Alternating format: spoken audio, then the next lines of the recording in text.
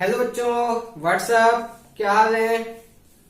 आई hope कि सब बहुत अच्छे होंगे और आप सबकी पढ़ाई बहुत अच्छी चल रही होगी, है ना। तैयारी कैसी चल रही है? ठीक है, बताइए पर्सनली मैसेज करके कि सर बहुत अच्छी तैयारी चल रही है। ठीक है, जैसी भी चल रही है बताइए, फिर जैसा भी हो सकता है आपकी हेल्प की जाएगी। ठीक है, तो आज हम अपना नया लेक्चर स्टार्ट करने वाले हैं। आई नो कि बहुत टाइम से आपको कोई भी लेक्चर नहीं मिला और बहुत सारे स्टूडेंट्स तो ये भी सोच रहे थे कि शायद सर कराएंगे कि नहीं कराएंगे अब, है ना। तो आई नो कि मुझे कराना है सिलेबस, जैसे कि मैंने बताया है कि जेई मेंस और नीट से पहले पहले आपका फिजिक्स का सिलेबस कंप्लीट कराना है, और अगर आप लोग कहेंगे तो बाकी सब्जेक्ट्स का भी आपको यहीं कंप्लीट करा दिया जाएगा। ठीक है, तो स्टार्ट करते हैं अपना नया टॉपिक, नया लेक्चर, है ना।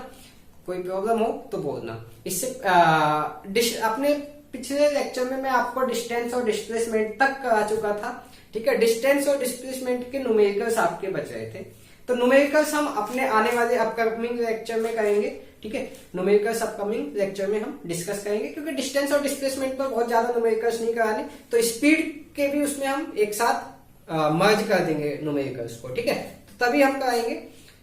तो आज अपना एक टॉपिक रहेगा छोटा सा, स्पीड। ठीक है, स्पीड को हम ध्यान से पढ़ेंगे, पूरा कंप्लीट स्पीड कवर करेंगे। ठीक है, तो स्पीड बहुत बेसिक सा है ना। तो अगर आप लोगों ने स्पीड समझ आता है आप लोगों को और पढ़ रखा है, तो इस वीडियो को आप 2x पर करके देख लीजिए, स्पीड 2x कर लीजिए ताकि आपका टाइम सेव हो सके। ठीक है, तो ज्यादा टाइम वेस्ट ना करते हुए स्टार्ट करते हैं अपना लेक्चर। ठीक है, तो अपना टॉपिक है speed. Today's topic is speed. ठीक है, तो स्पीड के बारे में हम अक्सर अपनी डेली लाइफ में सुनते हैं कि उसकी स्पीड इतनी है, उस कार की स्पीड इतनी है। अभी नई नई कार्स लॉन्च हो रही है और हर एक की स्पीड कहीं ना कहीं बढ़ करके आ रही है ना। स्पोर्ट्स कार जो है उनकी स्पीड बहुत ज्यादा हाई होती है, नॉर्मल कार जो है उनकी स्पीड थोड़ी सी लो होती है ना। उसेन बोल्ट सबसे तेज भागता है, सुना है कि नहीं सुना? उसेन बोल्ट सबसे तेज भागता है ना। तो क्या स्पीड है उसेन बोल्ट की? चलो उसेन बोल्ट के एग्जांपल ले लेते हैं। स्पीड ऑफ उसेन बोल्ट कौन कौन जानता है? उसेन बोल्ट, तो उसकी स्पीड है 44.72 किलोमीटर पर आवर, जो सबसे मैक्सिमम स्पीड अभी तक नोट डाउन की गई है। ठीक है, 44.72 किलोमीटर पर आवर। इसका मतलब क्या है कि उसेन बोल्ट जो है, उसेन बोल्ट रन करता है 44.72 किलोमीटर इन 1 आवर, यानी कि 1 आवर में कितना रन करता है? 44.72 किलोमीटर पर, है ना। इतना रन करेगा कि नहीं? यही तो स्पीड है। अच्छा, वन को क्या बोलते हैं? यूनिट। वन को क्या बोलते हैं? यूनिट बोलते हैं कि नहीं बोलते, बताओ। और आवर जो है, आवर किसकी यूनिट है? आवर जो है किसकी यूनिट है? टाइम की। तो आवर को टाइम लिख सकते हैं, 1 को यूनिट, आवर को टाइम। तो 1 आवर को क्या लिख सकते हैं? Unit time. तो उसेन बोल्ट की जो उसेन बोल्ट जो है, सॉरी, उसेन बोल्ट रन करता है 44.72 किलोमीटर इन यूनिट टाइम, है ना। ये बोल सकते हैं कि नहीं बोल सकते? ठीक है, अच्छा, यूनिट टाइम को पर यूनिट टाइम भी बोल सकते हैं। ठीक है, तो उसेन बोल्ट जो है 44.72 किलोमीटर, यानी कि ये क्या है? एक तरीके से डिस्टेंस है। ये क्या है? डिस्टेंस है ना। तो इसको क्या लिख सकते हैं? Distance in unit time. तो कहीं ना कहीं स्पीड इज इक्वल टू क्या हो गया? ये क्या चल रही थी? उसेन बोल्ट की स्पीड चल रही थी, तो ये क्या है? स्पीड है। यानी कि स्पीड इज इक्वल टू क्या होता है? Distance in unit time. और यूनिट टाइम को क्या लिख सकते हैं? डिस्टेंस पर यूनिट टाइम। और पर का मतलब क्या होता है? डिवाइड, यानी कि distance is equal to time, वो सॉरी डिस्टेंस अपॉन टाइम। और ये क्या होता है? स्पीड। तो बताइए, speed is equal to distance upon time आया कि नहीं आया? टेल मी, आया कि नहीं आया? ठीक है, तो ये बिल्कुल बेसिक से मैंने बता दिया कि speed is equal to distance upon time क्यों होता है, और इसकी डेफिनेशन भी आपको समझ आ गई होगी कि स्पीड इज इक्वल टू क्या होगा, डिस्टेंस ट्रेवर्ड इन यूनिट टाइम या distance travelled per unit time, है ना। वैसे डेफिनेशन तो मैं अभी दिखाऊंगा, बस ये आपको समझाने का एक तरीका, ठीक है। तो अब मूव करते हैं अपने डेफिनेशन पर, ठीक है। बिल्कुल नोट्स, कॉपी, पेन, पेंसिल जो भी लेना है ले लो, क्योंकि अब नॉन स्टॉप लेक्चर चलना है, ठीक है। तो देखते हैं डिस्टेंस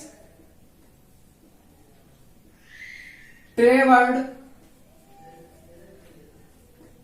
पर unit time is known as speed, ठीक है जी।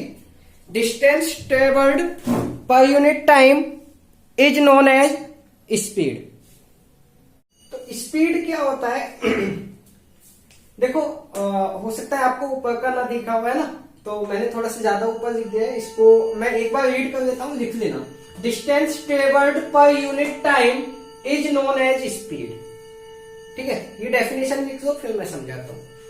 देखो अभी तक वीडियो शायद बिजर आ रही थी, है ना। अभी मैंने देखा तो वीडियो को थोड़ा सा ठीक किया है, तो यहां तक अगर आपका कुछ छूटा हो, मतलब छूटना क्या था वो कुछ लिखना हो तो हाँ नहीं उसमें, है ना, मैंने खाली समझाया था, तो ऐसी कोई प्रॉब्लम नहीं है। आगे हम वीडियो क्लियर कर लेंगे, ठीक है। वीडियो क्लियर हो जाएगी, अब हो भी गई होगी, है ना। मैं एक बार देख लेता हूँ कि वीडियो क्लियर हो गई होगी, ठीक है। हाँ काफी ठीक है ना।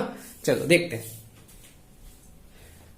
तो यानी कि डिस्टेंस जो ट्रेवल की गई है एक यूनिट टाइम में, उसको क्या बोला गया है, स्पीड। यानी कि एक 1 आवर में, 1 सेकेंड में, 1 मिनट में जितनी डिस्टेंस ट्रेवल करोगे आप, वो क्या होगी, आपकी स्पीड होगी। दूसरी definition, rate of change of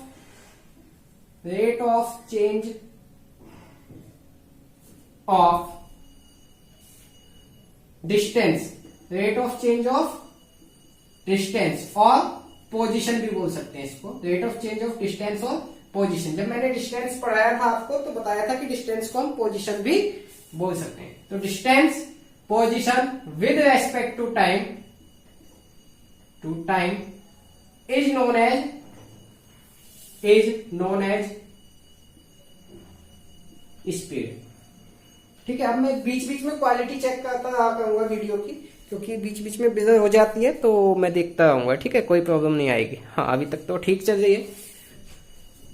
rate of change of distance, यानी कि डिस्टेंस का rate of change with respect to time. Rate of change क्या होता है वो अभी थोड़ा सा वेट करो नेक्स्ट लेक्चर तक का, ठीक है, मतलब नेक्स्ट टॉपिक तक का। उसमें मैं डिफरेंशियल इंटीग्रेशन सिखाऊंगा, तो आपको बताऊंगा रेट ऑफ चेंज ऑफ क्या होता है। रेट ऑफ चेंज ऑफ का मतलब यहाँ ऐसा समझ लो कि डिस्टेंस कितनी चेंज होगी, यानी कि कितना डिस्टेंस हम ट्रेवल करेंगे यूनिट टाइम में, वो क्या कहलाएगा, rate of change of distance कहलाता है, ठीक है। यानी कि एक चीज कितनी चेंज हो रही है दूसरी चीज के रेस्पेक्ट में, उसको क्या बोलते हैं, रेट ऑफ चेंज, ठीक है। तो डिस्टेंस कितनी चेंज हो रही है विद रेस्पेक्ट टू टाइम के रेस्पेक्ट में, वो क्या होगी, आपकी स्पीड, ठीक है। जितनी ज्यादा डिस्टेंस कवर कर लोगे आपकी उतनी स्पीड ज्यादा होगी कि नहीं होगी। नेक्स्ट,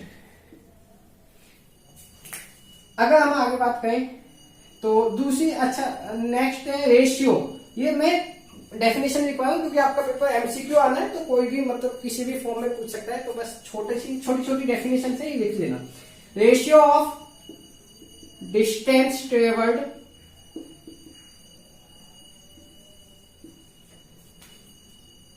एंड टाइम टेकन, यानी कि अगर हम रेशियो निकाल दें किस का, डिस्टेंस और टाइम का, तो भी क्या मिल जाएगा हमें, स्पीड, ठीक है। इज नोन एज स्पीड,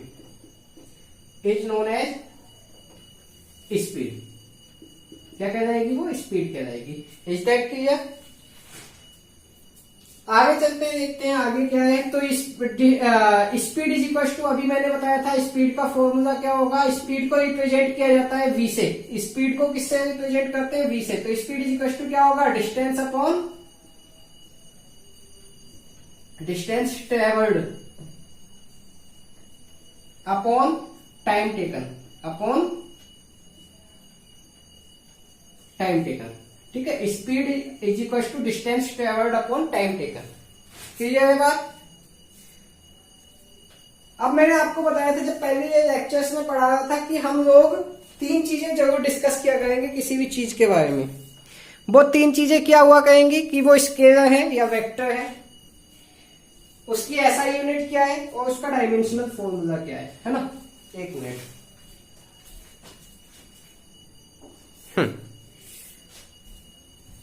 तो देखते हैं भाई।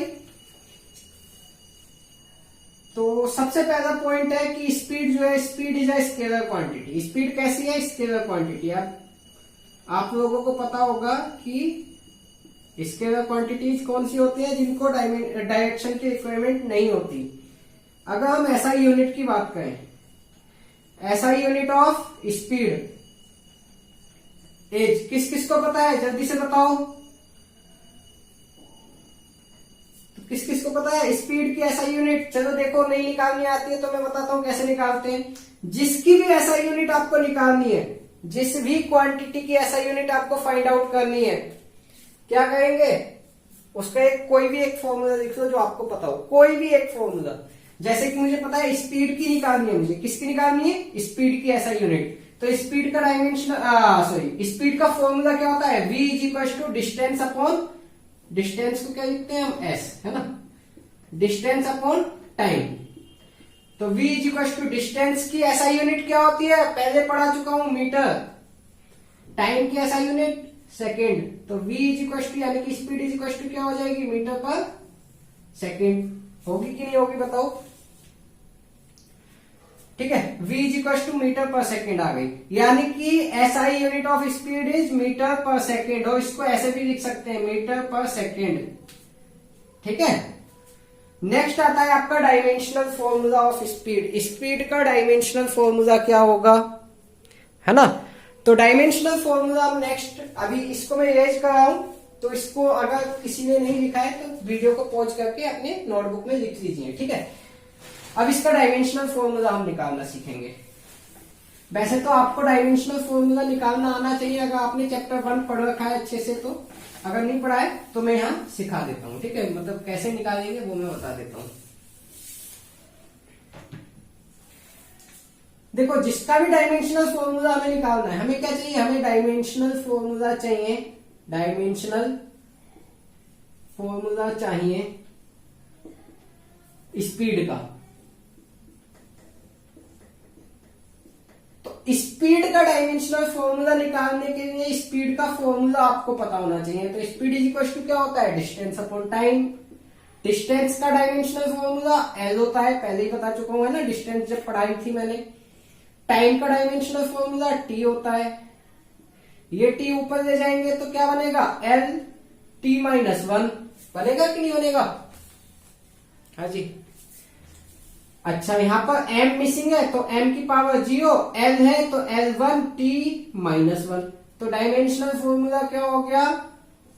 m0 l1 t minus 1।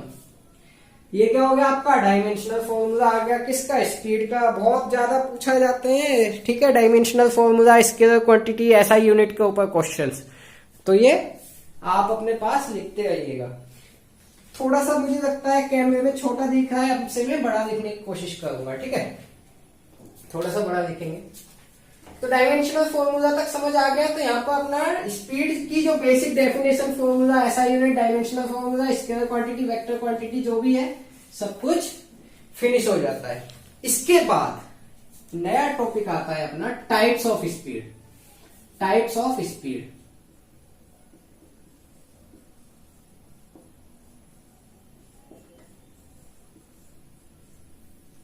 Types of speed. ठीक है, तो बात करते हैं टाइप्स ऑफ स्पीड की। तो देखो, there are 4 types of speed. Number 1 uniform speed, uniform speed.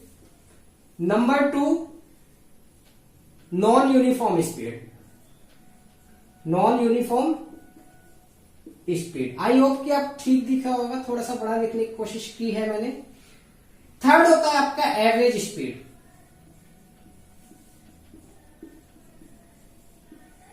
And fourth one is instantaneous speed.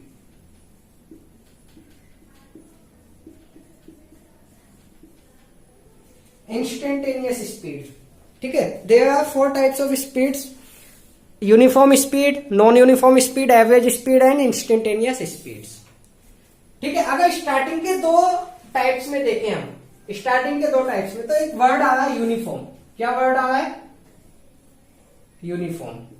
तो यहां पर यूनिफॉर्म के बारे में एक ऐसी चीज बताने वाला हूं जो पूरी फिजिक्स में काम में आएगी। 11th 12th JEE mains NEET advance सब कुछ सब जगह काम में आने वाली है कि यूनिफॉर्म का मतलब क्या होता है।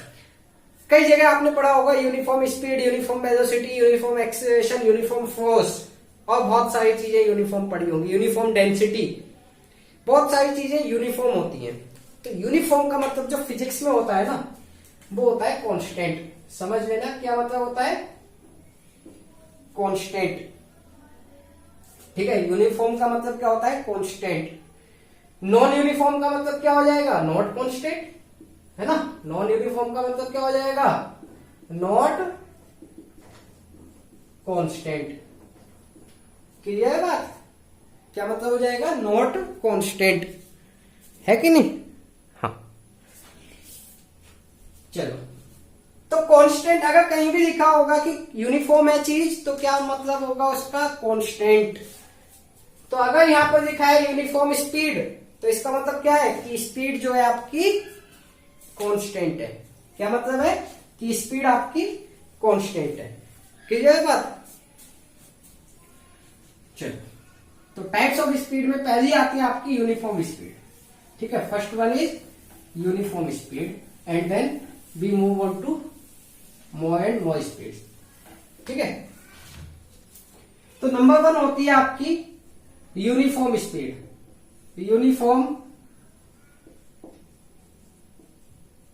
स्पीड, ठीक है। 1 मिनट वीडियो क्वालिटी चेक कर लेते हैं। यस, थोड़ी सी बिला है, इसको ठीक करते हैं। 1 मिनट बस। हाँ जी, ठीक हो गई। हाँ, तो यूनिफॉर्म स्पीड है ना, जैसे कि नाम से पता लग रहा है यूनिफॉर्म मतलब कांस्टेंट होना, तो speed is constant, speed is constant. जब भी स्पीड कांस्टेंट होगी उसको क्या बोलेंगे, यूनिफॉर्म स्पीड बोलेंगे। अब आप कहोगे सर ये तो डेफिनेशन ही नहीं हुई, ये कौन सा हम एग्जाम में लिख करके आएंगे? तो एग्जाम में लिखने के लिए मैं दूसरी चीज बता देता हूं। क्या होता है यूनिफॉर्म स्पीड की definition? When an object covers equal distances in equal intervals of time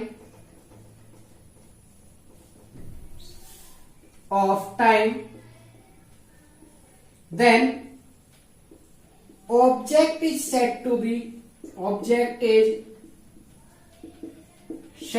be move with uniform speed, said to be move with uniform speed। यानी कि जब कोई भी ऑब्जेक्ट इक्वल डिस्टेंस कवर करेगा इक्वल इंटरवल्स ऑफ टाइम में, तो उसको क्या बोलेंगे, यूनिफॉर्म स्पीड बोलेंगे। क्या बोलेंगे, यूनिफॉर्म स्पीड, ठीक है। कैसे? अगर मान लो स्टार्टिंग के 1 आवर में आपने 50 किलोमीटर डिस्टेंस कवर की, तो नेक्स्ट 1 आवर में भी आपको 50 किलोमीटर ही कवर करनी पड़ेगी। यानी कि उसके नेक्स्ट मान लो 30 मिनट ही आप चले, तो 30 मिनट में कितनी करनी पड़ेगी, 25 किलोमीटर, ठीक है। यानी कि इक्वल इंटरवल में इक्वल डिस्टेंस अगर आप कवर कर रहे हो, यानी कि इक्वल टाइम में इक्वल डिस्टेंस कवर कर रहे हो, तो क्या बोलेंगे, यूनिफॉर्म स्पीड। क्या बोलेंगे, यूनिफॉर्म स्पीड बोलेंगे उसे। क्लियर है? तो अगर कहीं भी दिखे कि equal distance in equal time या in equal interval of time, ठीक है, दोनों की बात सेम है, इंटरवल ऑफ टाइम या टाइम बात सेम है। तो अगर कहीं दिखे कि इक्वल डिस्टेंस इक्वल टाइम, क्या होगा, यूनिफॉर्म स्पीड। क्या होगा, यूनिफॉर्म स्पीड। आंखें बंद करके लगा देना कि यूनिफॉर्म स्पीड है वो, ठीक है। नंबर 2 दूसरी स्पीड आती है नॉन यूनिफॉर्म स्पीड, ठीक है। तो ये डेफिनेशन लिख लीजिए, मैं साइड हो गया, वीडियो पॉज करो, लिखो अपने नोट्स में।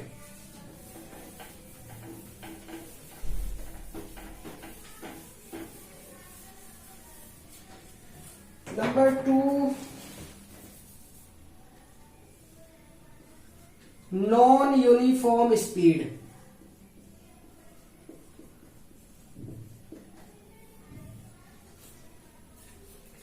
नॉन यूनिफॉर्म स्पीड है ना, नाम से पता लगा है नॉन यूनिफॉर्म मतलब कांस्टेंट नहीं होगी, तो वेरिएबल स्पीड बोल सकते हैं। वेरिएबल स्पीड, वेरिएबल स्पीड और नॉट कांस्टेंट स्पीड है ना, यानी कि ऐसी स्पीड जो कि नॉट कांस्टेंट ना हो, नॉट कांस्टेंट स्पीड। ये तो हो गई समझने के लिए। अगर डेफिनेशन की बात करेगा तो हमने यूनिफॉर्म में दोनों चीजें इक्वल की थी, यानी कि डिस्टेंस भी इक्वल, टाइम भी इक्वल। अगर हम नॉन यूनिफॉर्म की देखेंगे तो नॉन यूनिफॉर्म में हमें एक चीज इक्वल करनी पड़ेगी तो दूसरी चीज अनइक्वल रखेंगे। जैसे when an object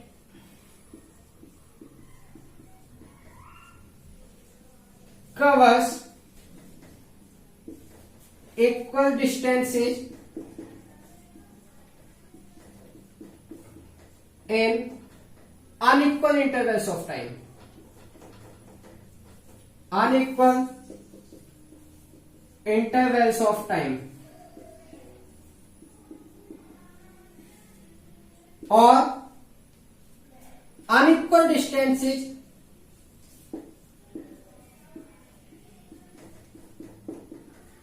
in equal intervals of time,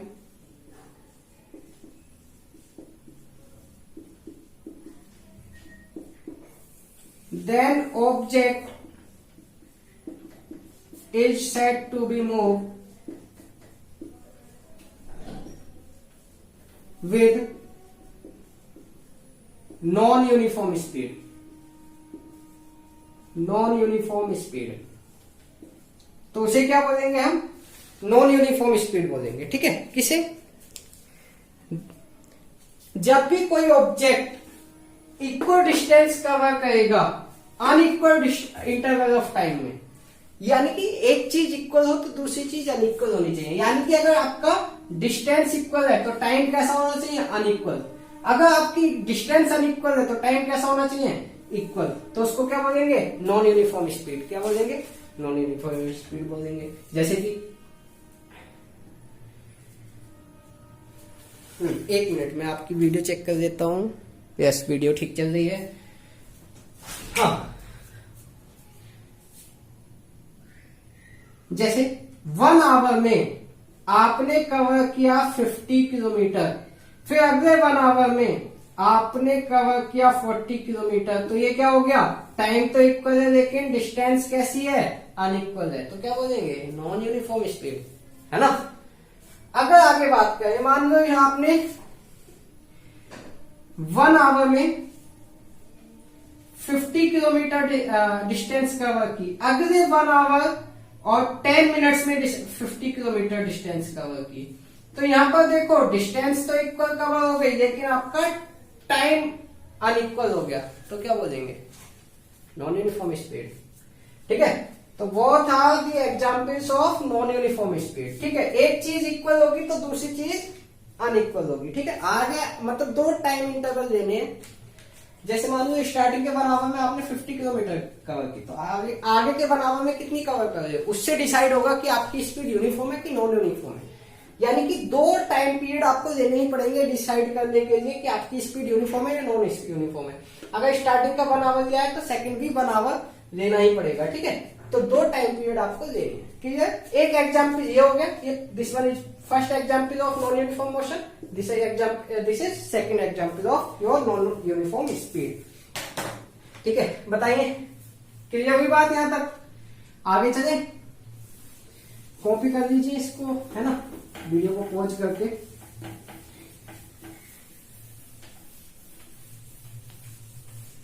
तो नंबर 3 आपकी आती है average speed. Number 3 is average speed.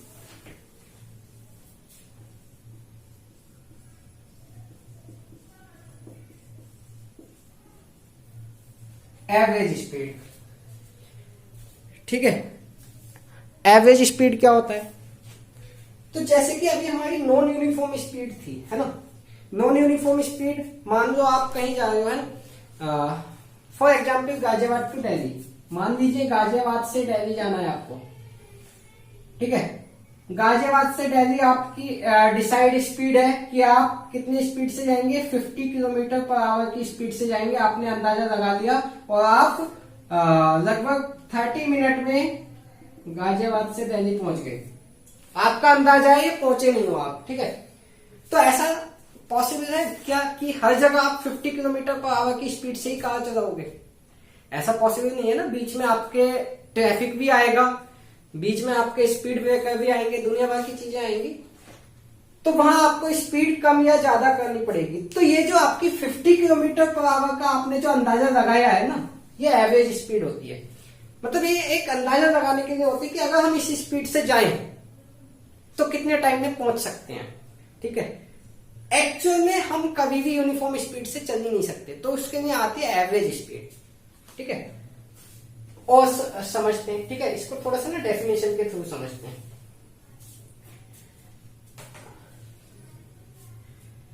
आप गाजियाबाद से दिल्ली गए, बीच में आपको स्पीड ब्रेकर भी पड़ा, आपको खाली रोड भी मिला और आपको हाईवे भी मिला और आपको ट्रैफिक वाला रोड भी मिला, तो हर जगह आपने अपनी स्पीड चेंज की और आपने देखा कि आप 30 मिनट में पहुंच गए।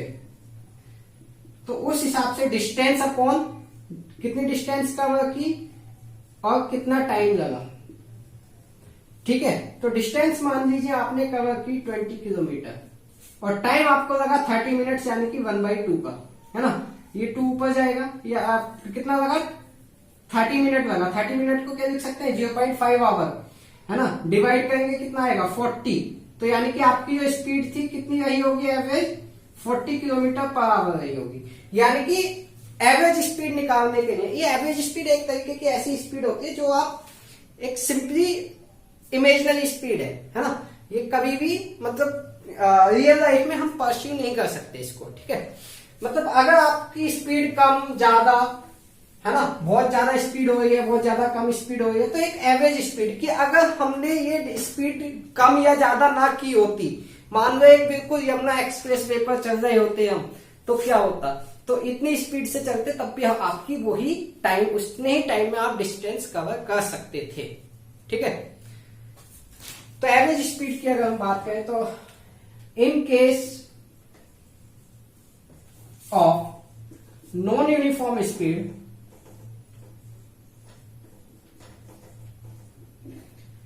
in case of non-uniform speed, the ratio of total distance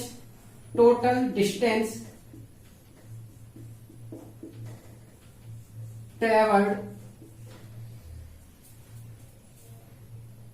and total time taken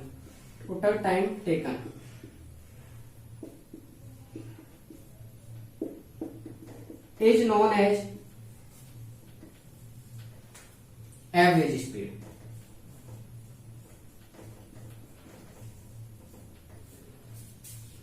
ठीक है।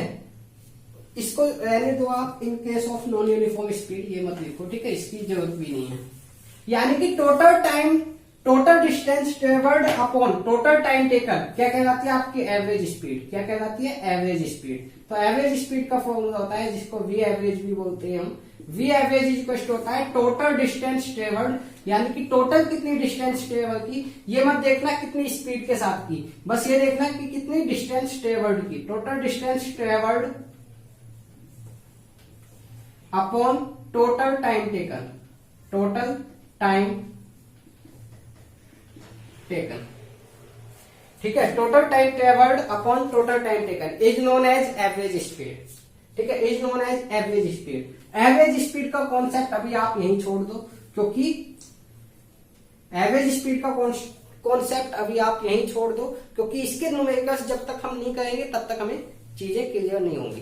तो इसके न्यूमेरिकल्स हम कल वाले लेक्चर में करेंगे, है ना। तो इसके लिए अभी आप छोड़ दो इसको यहीं, और अगर मेरी वीडियो आपको समझ आ रही है और आप चाहते हैं कि कल वाली वीडियो लेक्चर भी आप देखें, तो यहां पर आप लगभग 2 पेज छोड़ दीजिए। एवरेज स्पीड के लिए 2 पेज छोड़ दीजिए, ठीक है, 2 पेज स्किप कर दीजिए, क्योंकि एवरेज स्पीड में अभी काफी कुछ मुझे लिखवाना है। ठीक है, वो मैं तभी लिखवा पाऊंगा जब आपको एवरेज स्पीड का कॉन्सेप्ट क्लियर होगा, बिल्कुल ठीक है, क्रिस्टल क्लियर, तब मैं लिखवाऊंगा। ठीक है, तो अभी आप इसको 2 पेज स्किप कर दो बस। ठीक है, नोट्स लिखने के लिए एवरेज स्पीड। तो एवरेज स्पीड यहाँ पर खत्म होती है, लास्ट हमारी बचती है इंस्टेंटेनियस स्पीड। ठीक है, इंस्टेंटेनियस स्पीड।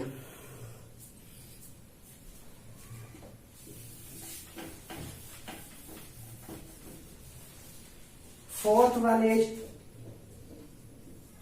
Instantaneous speed.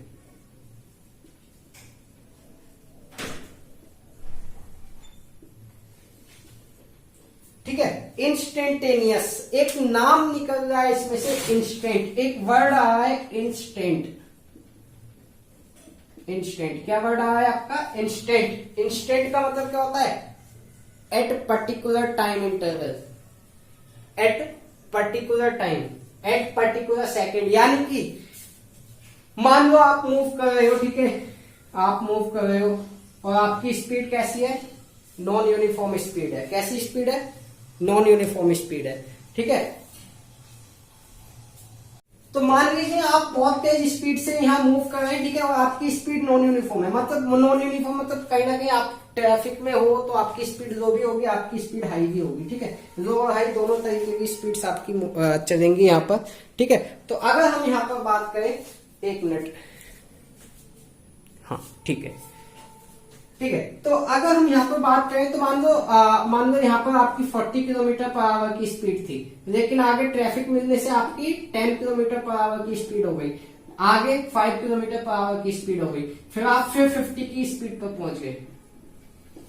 ठीक है, तो हर टाइम आपकी स्पीड चेंज हो रही है, तो पर्टिकुलर टाइम पर आपकी स्पीड कितनी थी? मान लो वो आपसे क्वेश्चन में पूछेगा इस टाइम पर, यानी कि t इज इक्वल टू मान लो 40 सेकेंड पर आपकी स्पीड कितनी रही, वो क्या होगी? Instantaneous speed. यानी कि पर्टिकुलर किसी सेकंड पर अगर हम अपनी स्पीड निकालें तो क्या कहलाती है? इंस्टेंटेनियस स्पीड कहलाती है, एट एनी इंस्टेंट। समझ गए? ठीक है, तो देखते हैं क्या होती है इंस्टेंटेनियस स्पीड। ठीक है, तो instantaneous speed, the speed of an object at any instant, instant मतलब पर्टिकुलर टाइम पर, at any instant is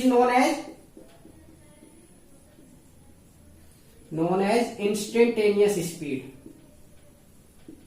instantaneous speed, उस स्पीड को क्या बोलेंगे हम? इंस्टेंटेनियस स्पीड बोलेंगे। क्लियर है बात? क्या बोलेंगे? इंस्टेंटेनियस स्पीड बोलेंगे। ठीक है, इंस्टेंटेनियस स्पीड का जो फॉर्मूला होता है, एक चीज याद रखना, समझने के लिए लिखवा रहा हूं कि ये डिफरेंशियल का यूज करके निकाली जाती है। कैसे निकाली जाती है? डिफरेंशियल का यूज करके। ठीक है, इसमें क्या यूज होगा? डिफरेंशियल यूज होगा। ये कहीं लिख लो अपने नोट्स में। ठीक है, जब हम न्यूमेरिकल्स करेंगे तो बताएंगे डिफरेंशियल कैसे यूज होगा इंस्टेंटेनियस में। ठीक है, डिफरेंशियल यूज होगा। तो इंस्टेंटेनियस स्पीड का जो फॉर्मूला होगा, v इंस्टेंट क्या होगा? dx/dt या ds/dt। s क्या होता है? डिस्टेंस होता है। s क्या होता है? डिस्टेंस, है ना, पहले बताया था कि s क्या होता है? डिस्टेंस। तो v इंस्टेंट का जो फॉर्मूला होगा वो क्या होगा? ds/dt होगा। ठीक है, यानी कि डिफरेंशियल, डिस्टेंस का डिफरेंशियल क्या होगा? डिस्टेंस का डिफरेंशियल क्या कहलाएगा? v instantaneous. क्या कहलाएगा? v instantaneous. ठीक है, एक और फॉर्मूला होता है v इंस्टेंट का, limit delta t tends to 0 delta s/डेल्टा t। ठीक है, ये फॉर्मूला कहीं भी आपका ना तो न्यूमेरिकल में यूज होगा, ना ही कहीं यूज होगा।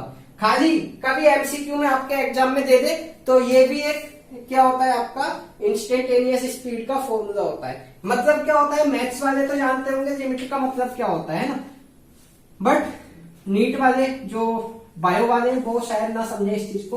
तो मैं थोड़ा सा मतलब समझाने की कोशिश करता हूँ। लिमिट का मतलब है कि टाइम जो है, जितना भी टाइम का चेंज है वो 0 हो जाए, यानी कि पर्टिकुलर मान लो 1 सेकंड पर पूछा है तो पर्टिकुलर 1 सेकंड पर ही निकाले, यानी कि टाइम का कोई भी डिफरेंस ना रहे। ऐसा ना हो कि हम 1.1 सेकंड पर निकाल दें। तो आपका जो डेल्टा टी है ना, वो यानी कि टाइम में जो वेरिएशन आ रहा है वो 0 होना चाहिए। तो डेल्टा टी लगभग 0 हो, उस समय इन दोनों का रेशियो क्या होगा, instantaneous speed ds delta S upon delta T, यानी कि change in speed upon change in time क्या होगा, इंस्टेंटेनियस स्पीड होगा ना।